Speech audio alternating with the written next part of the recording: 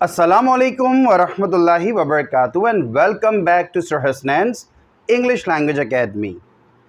आज की इस वीडियो में हम क्वेश्चंस इन डेली लाइफ पर बात करने वाले हैं। जी हाँ, हम अपनी उर्दू की कॉन्वर्सेशन में भी अपनी गुफ्तगू का आगाज़ अक्सर सवालिया जुमलों से करते हैं। So why not to learn these questions in English language? First, let me tell you what is a sentence. एक जुमला क्या होता है?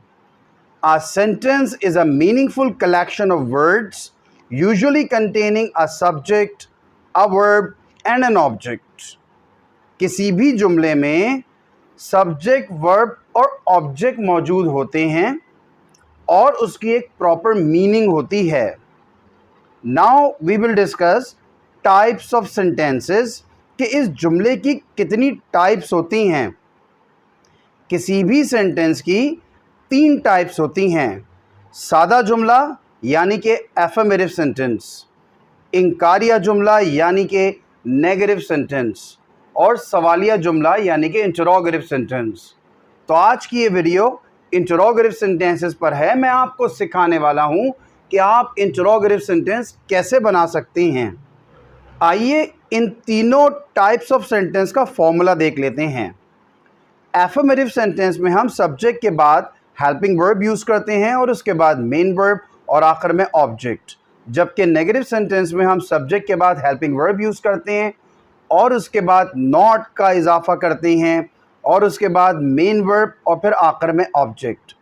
जबकि इंटरोगेटिव सेंटेंस में हम सबसे पहले हेल्पिंग वर्ब का इस्तेमाल करते हैं, उसके बाद सब्जेक्ट, फिर मेन वर्ब आता है और आखिर में ऑब्जेक्ट का इस्तेमाल किया जाता है। आइए टाइप ऑफ सेंटेंसेस की कुछ एग्जांपल्स देख लेते हैं। वी आर लर्निंग सेंटेंसेस, हम सेंटेंसेस सीख रहे हैं, ये एफर्मेटिव सेंटेंस है। We are not learning sentences is an example of negative sentence. आप देख सकते हैं कि वी आर के बाद नॉट आया और उसके बाद मेन वर्ब लर्निंग।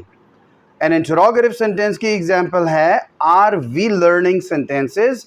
इसमें हेल्पिंग वर्ब को हमने जुमले के शुरू में इस्तेमाल किया। Let's look at these examples. Sara will call me, Sara subject है, will helping verb, call main verb और मी ऑब्जेक्ट। इसका नेगेटिव सेंटेंस बनेगा सारा विल नॉट कॉल मी और इंटरोगेटिव सेंटेंस बनता है विल सारा कॉल मी। आइए अब इंटरोगेटिव सेंटेंसेस बनाना सीख लेते हैं। First example is before you, क्या तुमने क्लास ली थी।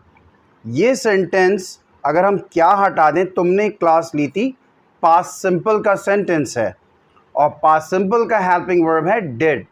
तो जब इंटरोगेटिव सेंटेंस बनाएंगे तो हम डिड को पहले इस्तेमाल करेंगे। Did you take class, did you take class. अब अगर आपको इसमें WH वर्ड्स यूज़ करने हों, कब, क्यों, कैसे या कहाँ, तो आप डिड यू टेक क्लास को तो एज इट इज़ इस्तेमाल करेंगे, सिर्फ सबसे पहले WH वर्ड को यूज़ कर लेंगे। फॉर एग्ज़ाम्पल, तुमने कब क्लास ली थी। When did you take class? देखें, did you take class as it is है। When did you take class? तुमने कब क्लास ली थी। तुमने क्यों क्लास ली थी, Why did you take class? तुमने कैसे क्लास ली थी, How did you take class? और तुमने कहाँ क्लास ली थी, Where did you take class? तो आप देख सकते हैं कि did you take class तो as it is है, हम सिर्फ WH वर्ड्स का इजाफा कर रहे हैं। Let's go through one more example. क्या सारा ने मुझे बताया था। हम क्या हटा दें तो सारा ने मुझे बताया था, ये भी पास्ट सिंपल का सेंटेंस है, तो हम इसमें भी डिड का इस्तेमाल करेंगे। डिड सारा टेल मी। अब ये डिड सारा टेल मी सेम रहेगा, सिर्फ उससे पहले हम व्हेन, व्हाई, हाउ और वेयर का इस्तेमाल करेंगे। सारा ने मुझे कब बताया था, व्हेन डिड सारा टेल मी। सारा ने मुझे क्यों बताया था, व्हाई डिड सारा टेल मी। सारा ने मुझे कैसे बताया था, हाउ डिड सारा टेल मी। और सारा ने मुझे कहाँ बताया था, वेयर डिड सारा टेल मी। तो आप देख सकते हैं कि डिड सारा टेल मी जो हमारा बेसिक इंटरोगेटिव सेंटेंस है वो एज इट इज़ है तमाम क्वेश्चंस में। Let's go through one more example. क्या वो इंग्लिश बोलता है? वो इंग्लिश बोलता है, ये प्रेजेंट सिंपल का सेंटेंस है, तो इसका इंटरोगेटिव बनाने के लिए हम डज का इस्तेमाल करेंगे। Does he speak English? Does he speak English? क्या वो इंग्लिश बोलता है? अब देखें, does he speak English same रहेगा, सिर्फ हम कब, क्यों, कैसे और कहाँ के लिए व्हेन, व्हाई, हाउ और वेयर का इजाफा करेंगे। When does he speak English? वो कब इंग्लिश बोलता है। Why does he speak English? वो क्यों इंग्लिश बोलता है। How does he speak English? वो कैसे इंग्लिश बोलता है। And where does he speak English? वो कहाँ इंग्लिश बोलता है। Let's go through one more example.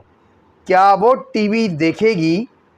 वो टीवी देखेगी, ये फ्यूचर सिंपल का सेंटेंस है और इसका हेल्पिंग वर्ब है विल, जो हम इंटरोगेटिव सेंटेंस में शुरू में इस्तेमाल करेंगे। Will she watch TV?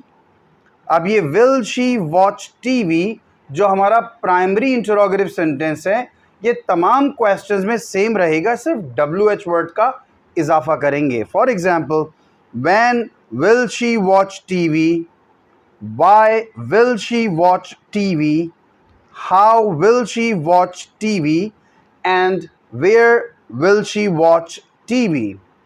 Let's go through this last example. क्या वो सो रहा है?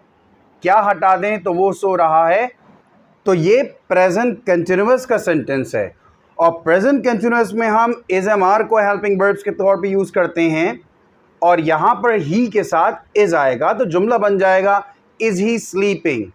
तो ये हमारा प्राइमरी इंट्रोगेटिव सेंटेंस है। अब इसमें हम WH वर्ड्स का इजाफा कर सकते हैं। For example, when is he sleeping, why is he sleeping, how is he sleeping और वेयर इज ही स्लीपिंग।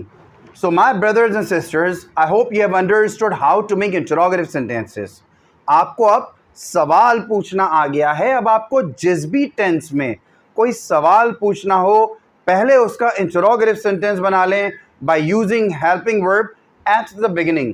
और अगर आपको उसमें कोई WH वर्ड का इजाफा करना है तो उस WH वर्ड को सबसे पहले इस्तेमाल करें। We will meet again in another informative video. Till then, take very good care of yourselves. Assalamu alaikum wa rahmatullahi wa barakatuh.